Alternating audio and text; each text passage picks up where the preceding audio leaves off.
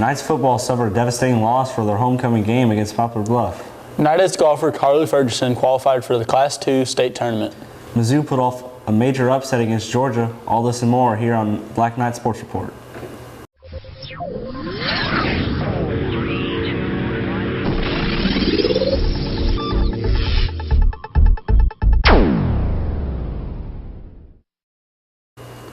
Hello, I'm Anthony Breakfield. Alongside me is Jack Pinkley, here to inform you of the not only local sports, but sports around the nation.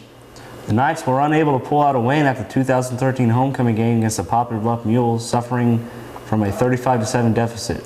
The Knights, now on a 5-game losing streak, will have to face Vianney and Afton, both of which are road games. The Knights finished the season 0-4 at home, allowing 50 points per game while scoring 18 points per game. And the Knights, now 1-6, continue to struggle, pulling out the W since their win against Trinity Catholic. Boys soccer, on the other hand, is on fire as their season reaches the midpoint, currently 13-3 on the season, after besting major teams such as Cape Central, Notre Dame, Sykeston, and just yesterday, Jackson. The boys are likely shoo-in for the first seed in district this season, still having to go up against opposing threats such as Perryville and Saxony Lutheran. The boys are definitely going to be tested as the season continues. Here's Ian Seymour with information on the boys soccer team. The Knights have been on a tremendous tear this season, beating some of the best teams in the area. They beat Sykeston on Monday 2-1 and Jackson slowly but surely 1-0 in an overtime game. The Knights have noticed their improvements over the last season and their great play over this season. We got to talk to a few of the players about their over-the-top play. Well, right now we're first in our conference, and I think one of our goals is to just finish the season at the top of our conference and win a conference championship. And then next, just like every year, just win a district championship. I'm extremely excited to see how well our soccer team has succeeded this year. We've beat some major schools such as Cape Notre Dame, Jackson, and Sykeston when they were back-to-back. My only fear going into districts is playing 2 big games back-to-back and having low intensity levels during the game. And even though we did come out with the win at Jackson with low intensity, we still need to find a way to find that intensity after a big game, and hopefully we can come out of districts and have a win and surprise the whole entire school. The Knights will take on Poplar Bluff, Cape Central, and Saxony Lutheran next week, coming close to the end of their season. That's your soccer report. Thanks, guys.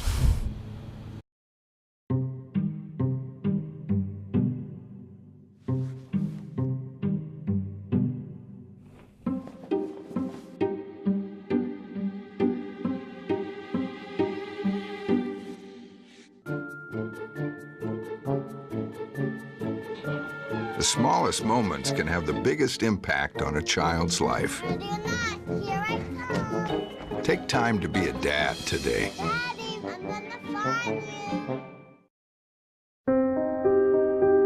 Here's to the things that can keep us safe. Those we use all the time with hardly a thought. Those that are silently standing by to save our lives. And now, those that we carry with us everywhere we go. Many mobile devices will now bring you wireless emergency alerts, real-time information directly from local sources you know and trust. With the unique sound and vibration, you'll be in the know, wherever you are. Softball suffered an abrupt loss in the district tournament, ending their season on a 3-2 loss to the third-seeded Hillsboro Hawks. The Knights finished the season with a 13-7 record while holding a 7-3 conference record. The Knights tennis team is all set and ready for their sectional match against the St. Joseph Lady Jaguars. The match will take place on Saturday, October 19th at St. Joseph Academy. Here's Logan Winder at the Knights home court. The girls are headed deeper into the playoffs as they will face the St. Joseph Lady Jaguars. The Jaguars are 10-1 on the season and first place out of their district. We got a chance to talk to Coach Cantor on how he feels going into the sectional match. Well, St. Joe Academy, that's top of the line in the state. I think they have the potential to possibly win state, but we're going to go give our best effort, hopefully be competitive with them, play with them a little bit, and just see what happens. Once again, that game will be on this Saturday the 19th at St. Joseph's Academy. That's the tennis report. Back to you guys. Thanks. Knights volleyball currently holds an 11-8 record while being 2-1 in conference, suffering a tough loss to Central last Thursday. The volleyball girls hosted Cape Central on Monday for senior night, showcasing the 5 senior players Whitney Johnson, Andy Petty, Hannah Marler, Emily Mosier, and Destiny Harris.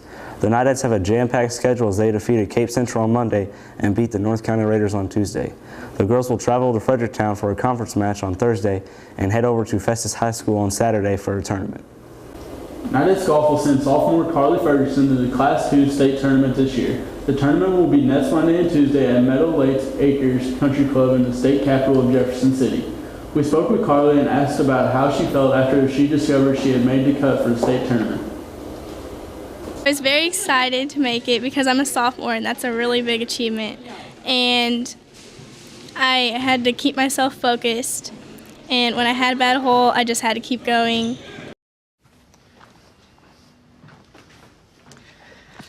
All right, I know this isn't any fun to talk about, but we should. Okay, so who's gonna do what? I'll pack the dead batteries. Great. I'll only put what I don't need into a duffel bag. Perfect. That's totally unhelpful. No problem. Meanwhile, I will try to comfort everyone by speaking in a calm voice. And I'll try to get the generator going without any gas. Oh, let's not forget the cell phones, which probably won't work. Right. And who is going to handle supplies? I can forget to do a list for us. Thanks, pal.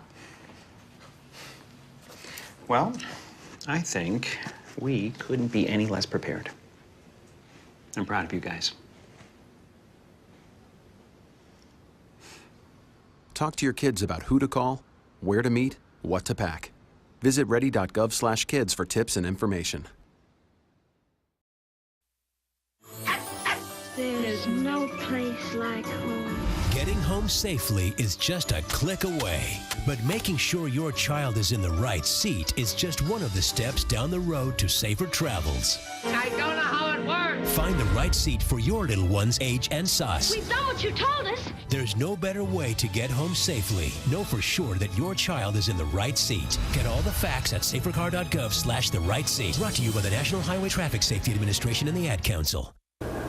Blues hockey is off to a great start this year, currently having an undefeated record through their first 4 games. The Blues beat the defending champion Chicago Blackhawks 3-2, setting the expectations for the rest of the year. With Alex Seaton charting as the leading scorer so far this season, the Blues have shown that young players can make big contributions to a team.